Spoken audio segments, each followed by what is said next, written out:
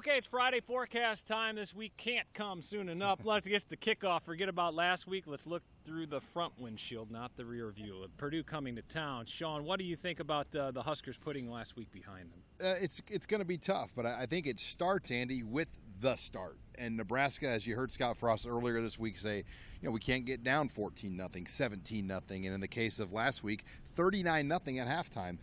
When you get in a hole like that, psychologically, it has so many other effects that trickle over to the rest of the football game, and they really need to improve that here now going forward. Yeah, turnover margin in the first quarter for Nebraska, -5. That's not going to win you many ball games. Adrian Martinez on Monday, Scott Frost, that says that he will be the starter, and how much of a boost will that give to the Huskers as they prepare, or as they prepared for Purdue? Well, I think last week we had a fairly good idea he was going to go, but they just never had come out and say that. Yeah, I think it's just a different mentality now this week, knowing that Martinez is going to be the guy. They don't have to worry about playing the poker face. We're going to evaluate it through pregame warmups, etc.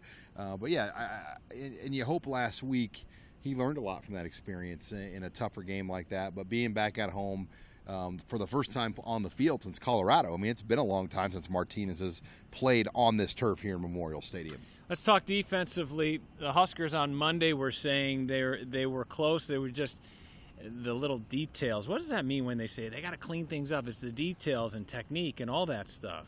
Guys are overrunning gaps and lanes on run plays. It's missed tackles. It's a little bit of everything. But you didn't see the blitz get home very much on Michigan. Michigan did a pretty good job in pass protection, and that had been the strength of Nebraska.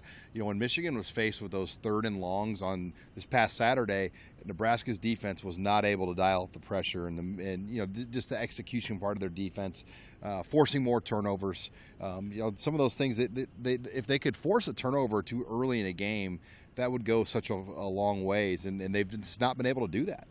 Purdue coming to town, you'd like to see them coming to town 0-4, but they had their best game of the year last week against Boston College. They knocked off the Eagles 30-13. What jumps out at you about the Boilermakers? Both these teams, Nebraska's 0-3, Purdue's 1-3, and I think both these teams thought they would be in much different spots. I think most people thought, Nebraska might be 3-1 at this point, and Purdue might be a 3-1 type team. But yeah, both teams are having seasons that they weren't expecting, and I think this is a big game equally for both sides. Purdue's on the momentum now of the win. They're thinking, all right, we got some momentum. We could win at Lincoln and get our season back on track to maybe get back to a bowl game for a second year in a row, which for Purdue is huge. And for Nebraska, if you even have any thoughts, dreams, hopes of 6 wins, which right now seems like a long, long way away, but it starts with this game. You've got to win at home. You've got 5 home games remaining, and really Nebraska can be in any of these 5 if they play like they did against Colorado, and I think they have to do that here. Now, David Blau is the quarterback. He's been taking the majority of this. He's a 17th-year senior. Yeah, this guy has been around forever. DJ Knox is their big running back, but the guy that jumps off the page when you watch Purdue is their freshman, Rondale Moore. This kid is fantastic, electric. 33 catches, 372 yards, and 4 touchdowns, and it's like every time he catches the ball, he has the ability to take it home. And, Nebraska, fortunately, has seen some pretty good receivers starting back in the Colorado game. So hopefully they have a plan in place. But Jeff Brom, as you heard Scott Frost say earlier in the week, one of the best coaches in the game, and he'll have this team ready in Lincoln.